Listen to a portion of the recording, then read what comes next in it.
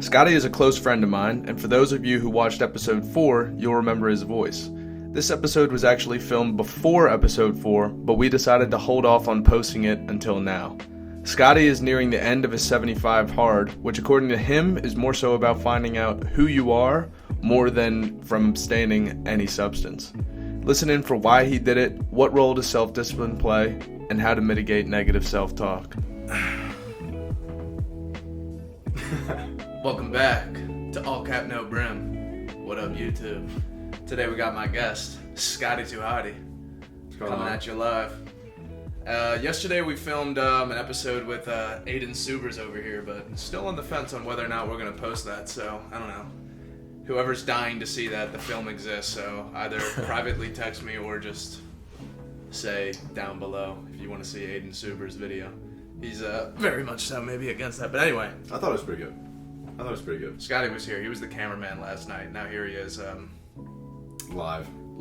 Yeah. And so, let you introduce yourself, but like real quick on why I chose Scottie is because he's doing, is it 75 hard or hard? Yeah.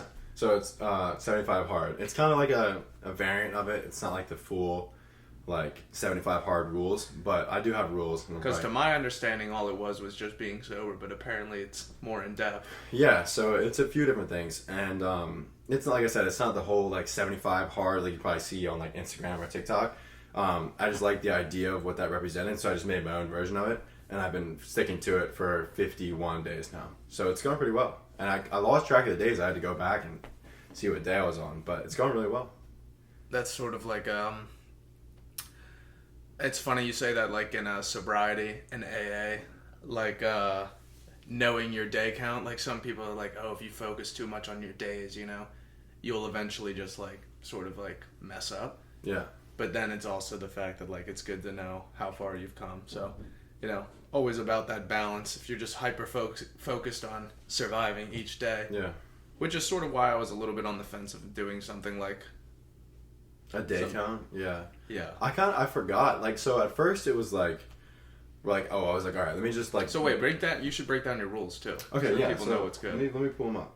He's got it on the celly. Yeah. So I have them here. So the first main rules are no alcohol, no nicotine, no weed, working out 6 times a week. Because in the real hard 75, you're supposed to do 2 sessions, like cardio and then a normal lifting session. But I didn't want to change the program I was already doing, so I was like, I'll just do my program. So working out 6 times a week. So this is like kind of like on a school. I had summer classes, so I was doing no missed assignments, at least B+, A average, like all that stuff. And then reading instead of scrolling. That one was really big for me. So like what that means is like, I mean, I'm sure people all the time go on social media for like an hour and you just mindlessly scroll. So that rule is basically just like, stop doing that, go read something that will actually benefit me, and just like use your free time more like efficiently, I guess. So that was basically the rule set.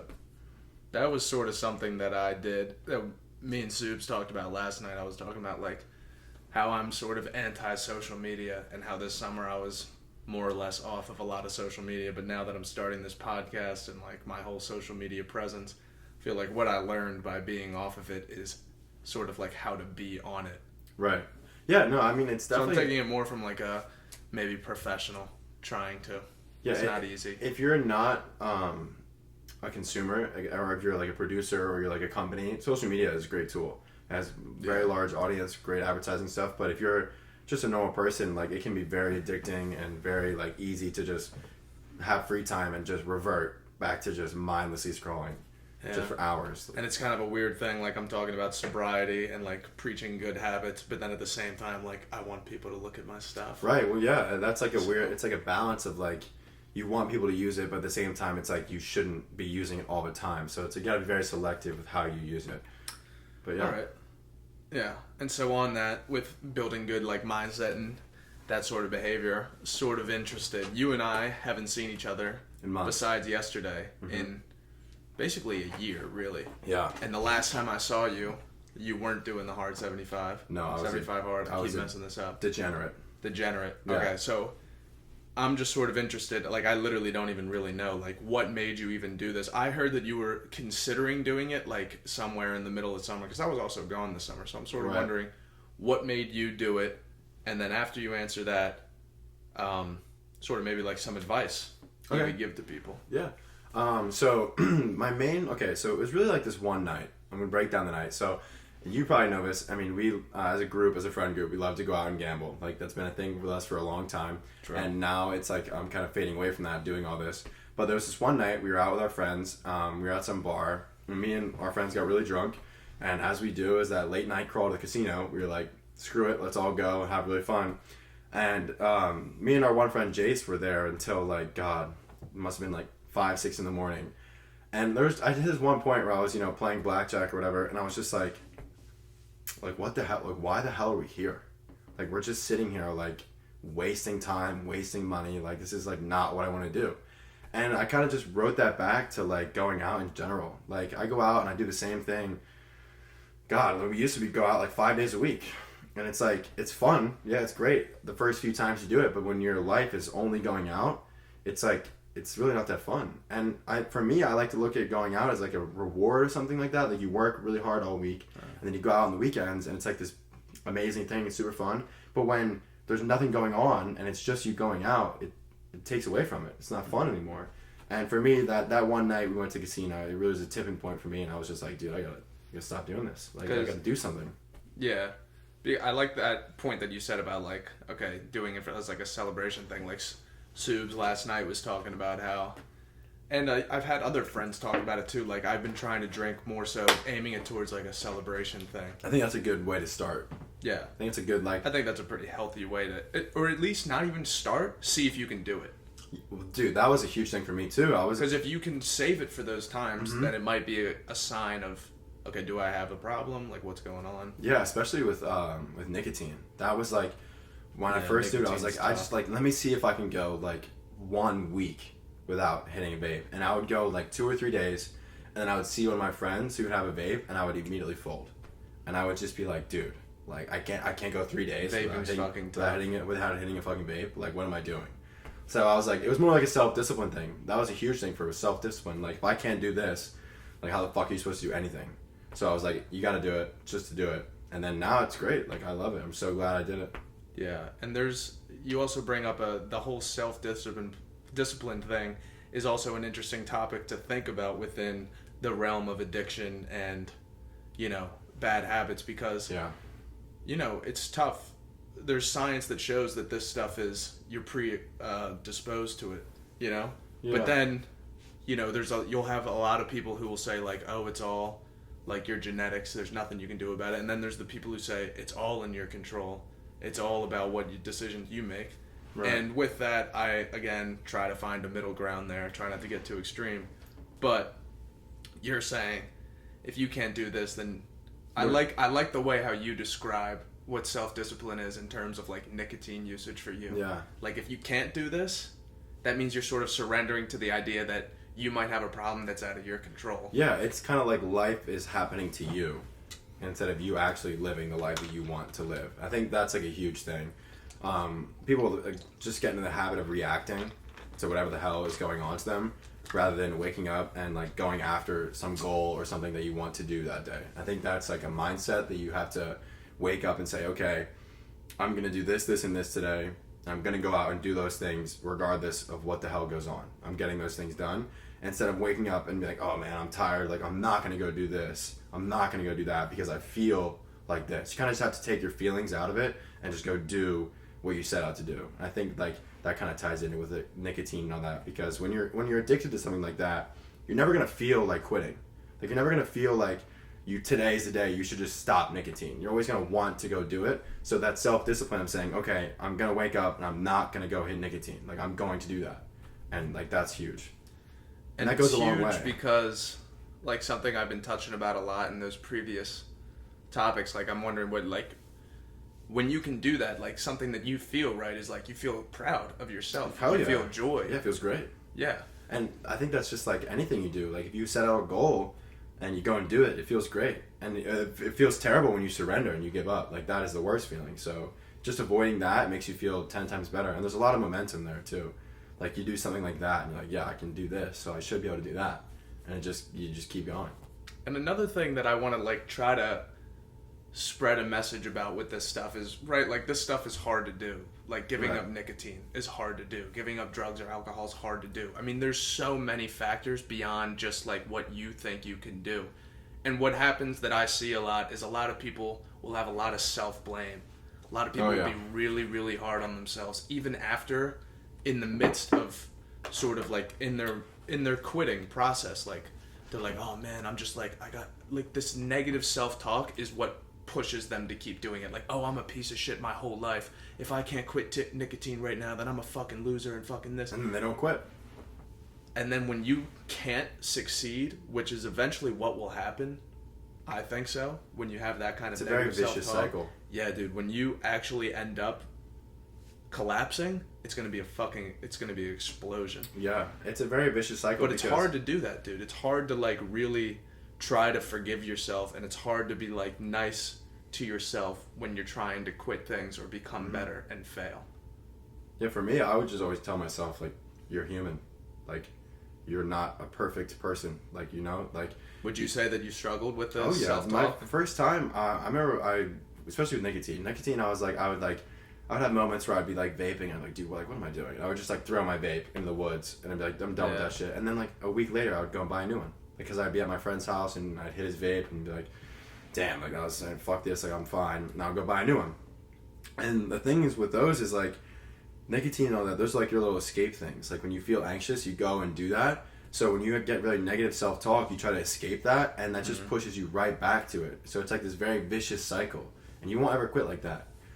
So you kind of just have to take a step back and be like, I'm not perfect, you know, I've struggled in the past, but I'm really going to try to quit. And as long as you keep that mentality, you eventually will break out of it. Yeah.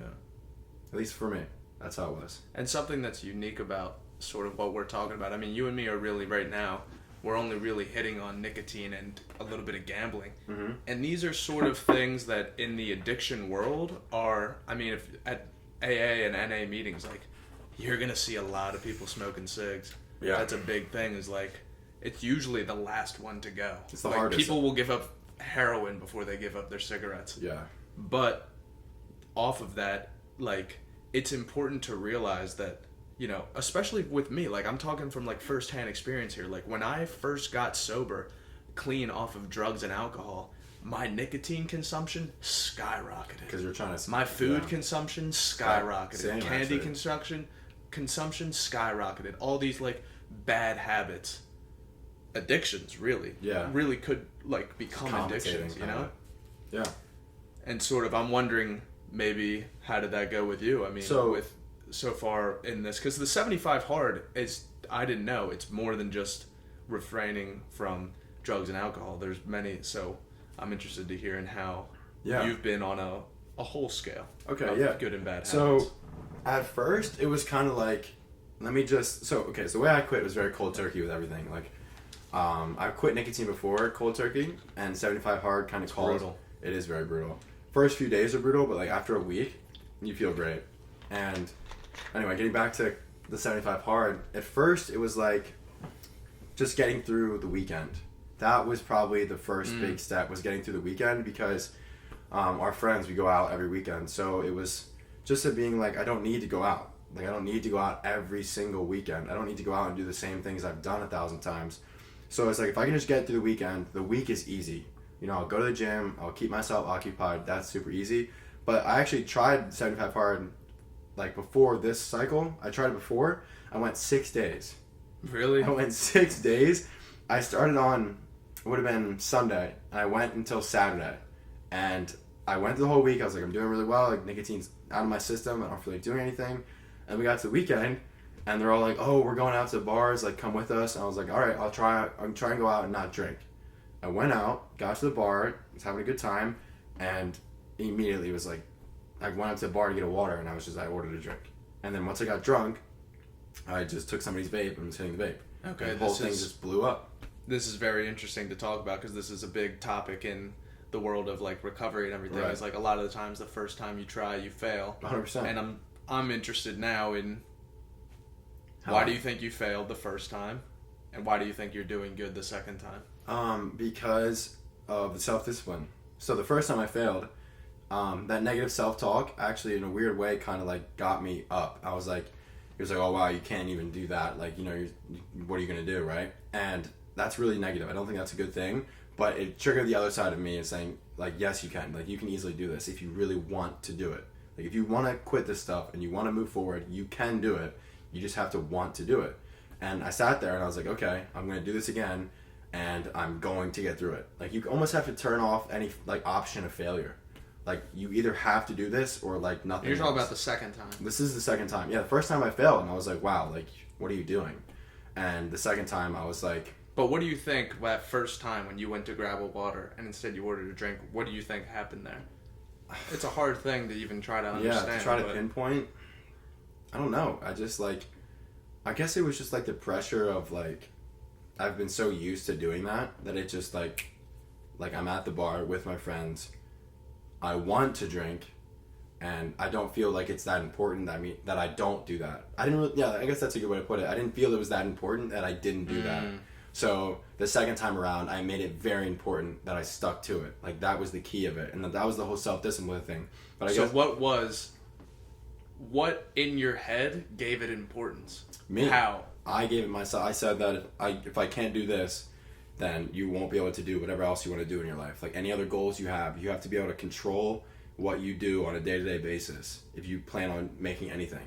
Like, if you want to build something or build a company... Would you say that maybe you were scared?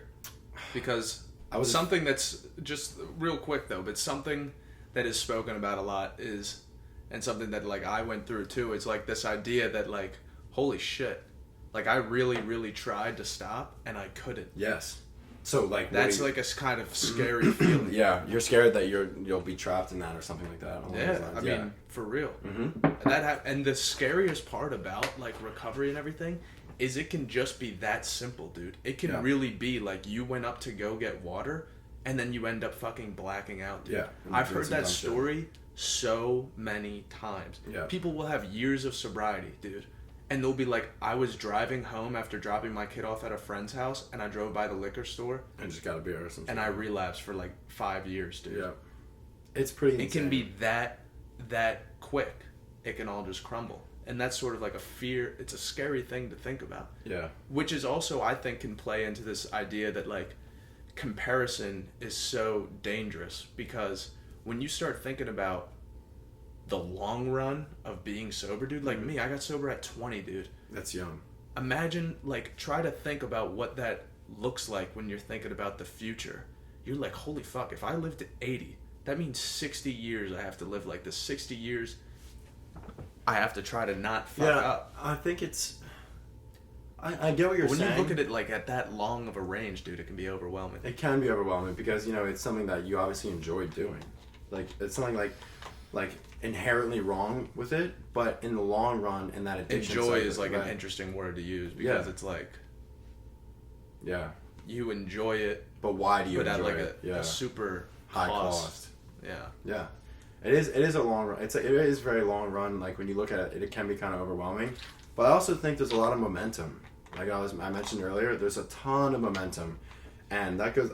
I'm a huge self-discipline like guy. I was mentioning earlier. Like, when you accomplish something, it is like the greatest feeling. Like, when you accomplish something that you set out to do, it gives you so much momentum to go accomplish something else.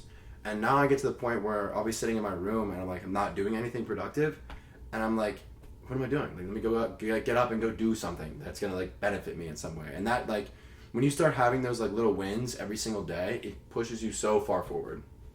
I think that's how you gotta look at it. Not as like, I gotta refrain from doing this. It's more like, I want to go do this, so I'm gonna pursue that. And that will push you forward. I think that's a better way to look at it. Like, I have 60 years of this amazing life I'm going to live. Let me go do these amazing things, rather than let me try to avoid doing this. I actually like that. It's a good mindset. I think that's a better way to look at it, because it's more positive. That you have all this amazing time where you're not wasting it doing this other stuff, so you can go accomplish things that you want to actually do. Yeah. And I think that's something that's important to understand about sobriety is like, it's like a restart. It's a... Yeah, I think that's true. It is a good. You know, it is a good. I think it forces you to shouldn't face things. Yeah. You can be afraid of the stuff that you have to face, but like, it's a fear more so as like a fuel type of fear. Like, you have to succeed. That's how I look at it. And, like, if I fail, then, like, why did I even try? Does that make sense? I had a thought I was going to say about, like, what we were just talking about, but I lost it. It's all right. Anyway, back to the 75 hard thing. We were talking about the first win was that weekend, and things have kind of transitioned since then. So that was like after a bender specifically that ended with a rough night at the casino. Yeah, so that after that whole thing blew up, I was like, let me start. Watch out for gambling, by the way. Yeah, people sleep on that. That is a terrible addiction. I will be one to tell you, I have spent countless nights with our friends in the casino to, like, the birds come up in the morning and we walk out of there one in a blue moon that we win, and it's and like, I've been on those trips. Like, it's scary. Gambling for me is like a weird thing because I'm sober, right? But like, I will go to the casino. Yeah, that's scary. But like, to me, I don't even really know my stance on, like, should people who are sober gamble. I would stay away from gambling just because you're basically just donating money, dude. Like, if anyone wants to gamble, I'll sit down with you with a 52.48 coin and I'll play with you all day. Send your money to me instead of going to the casino. I think it's a better way to do it. Like, my grandfather struggles with that. My grandfathers are really, like, talk about being in your genetics, like being passing down with addictions. My grandfather is a gambler through and through. Yeah. And I sat down with him the one day. He was talking about going to the casino, and I was like, no. This is my grandfather. He's Italian, and I was like, I'll play again. I'll spin a wheel with you, with my favorite odds. I'll do that all day. And he's like, why would I play that? And I was like, you're going to a casino where the odds are against you. And then he's like, he just clicked in his brain and he went. And he's lost money. Yeah, it's crazy. The thing that you call crazy is also something that I did. But it also ties into everything else that people become addicted to. It's like, to an extreme extent, if you look at, like, just go to Philadelphia, dude. Go down Kensington, that whole area. It's so like, sad. You call that... Yeah, but it's not only sad, but it's crazy. If you think about it, it's, like, actually insane that, like, every day people are just going to keep on taking this drug until they die. Well, it's a very depressing, cold, brutal life. Well, think about it from any drug. Anyone who vapes or anything like that. Yeah, this is what I'm saying. It scales all the way through and through. Like, something that's not good for you, that you know, and you talk to anyone who vapes, you ask them, like, you know that's not good for you, Talk right? to sober people who use nicotine, yeah? Yeah, they'd be like, that's not good for you. You'd be like, yeah, I know, and they still do it. Like, what? So, Doctors use nicotine. It's hard because it's so addictive. You kind of just have to ignore the feeling of it, like, remove the feeling aspect of it and just do what you inherently know is right. And I think also, in my opinion, like, sort of a big stigma that surrounds addicts, right? That I feel like we have to be careful with the whole self-discipline mindset. Because then I feel like it can be dangerous to people who, are really far down the line of, like, the people in Kensington who are using heroin, who are at the far end of, like, where addiction can go. So you're saying, like, how do you get them back to a more stable position?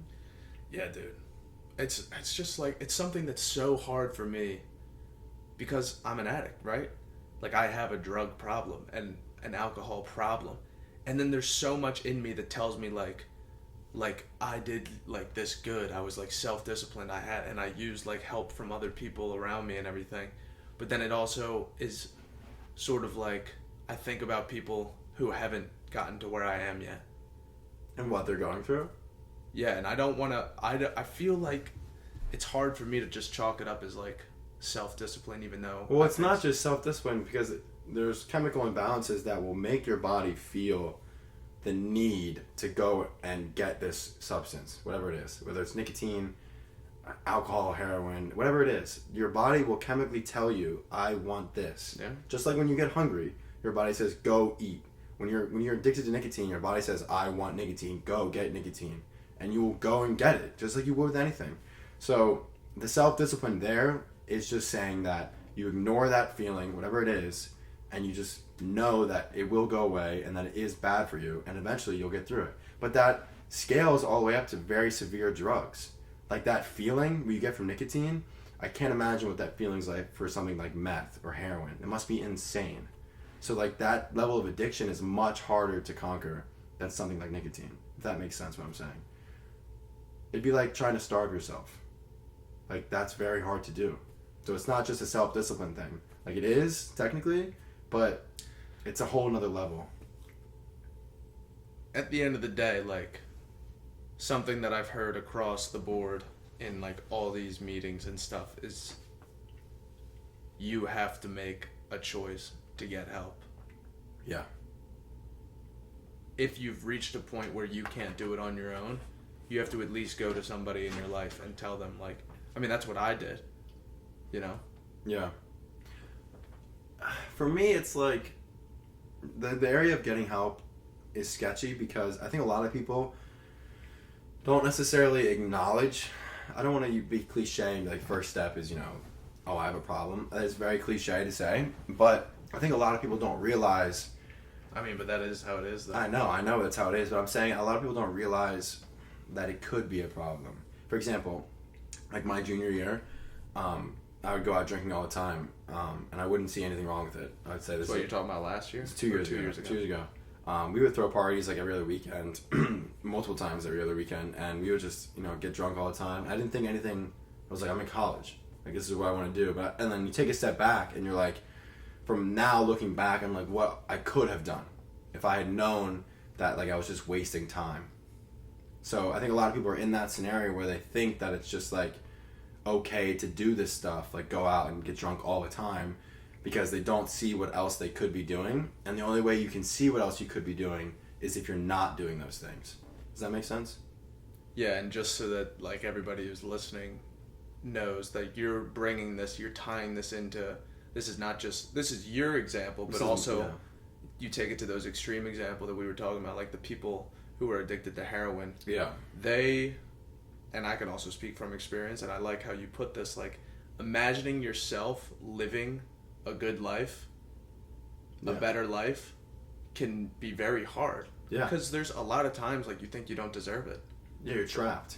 Yeah. You're trapped in this cycle. And it might be it's a whole spectrum, but I think a lot of things that are inherent with people who have addictions too is like negative self-talk and like the feeling that you don't deserve stuff. Yeah. And that can be very like daunting. It can be very hard to escape that. But you have to remember that even once you get sober, that can be. For in certain terms of going back to that place, you kind of the whole thing ties back to the momentum.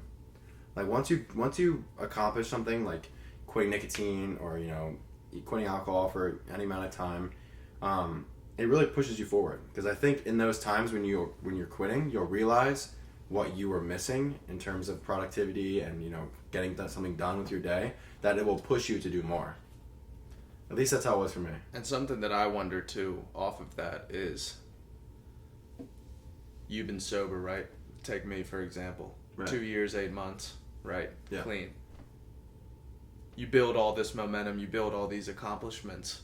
Then how do you, I'm like just wondering for myself, I just wonder what your opinion is. What happens if you fail? And in terms of coming back, like how do you look at like all this momentum that you built, all these accomplishments, but you still failed? I think you should think back to the first time you got sober. And if you fail, remember that you probably failed in the past. And that there was something in you that got you up and got you down the path you were on until you failed. And that you can do it again. At least that's how it was for me. Remember I had that 6-day little blip that I just blew up in a weekend. But yeah. Part of me said that if you did it, like you can get up and do it again, and this time you won't fail. So if you failed, if you say you're 3 years, you're 2 years, if you failed at some point, I would just think back to the first time that you got clean and say, I got up and got clean. I failed. I'm human. I can get up and do it again. I've done it before. I can do it again. And you get up and you do it again. I think that will keep you forward. Even if you fail, just get up and keep going. Because I'm sure the first time you tried, you failed. I mean, I'm sure everyone does who tries to quit nicotine or anything like that. It's rare that you quit your first time. I'm sure countless people who are still addicted to nicotine have tried to quit 100 times. And they know it's not good for them. But if you give up trying, you're never going to quit. So you just have to get up and try again. And I think that goes with a lot of things in life. Yeah, I mean, I've made a couple of even just some snippets about me saying like just try being like the big thing. Look at this asshole's got a fucking gallon jug. This thing's the best. This is like they are kind of nice. I know. I do like ripping the gallon jugs. It's funny. The one of the rules of the actual 75 hard, not my variant of it, is you have to drink a gallon a day, and I do that anyway. So I didn't even put it in the thing. Just no biggie. Just no biggie, gallon a day. Yeah, but actually, I swear to God, I actually have to go to the bathroom real quick. So can we take a little break and then we'll pick up from there? Pause.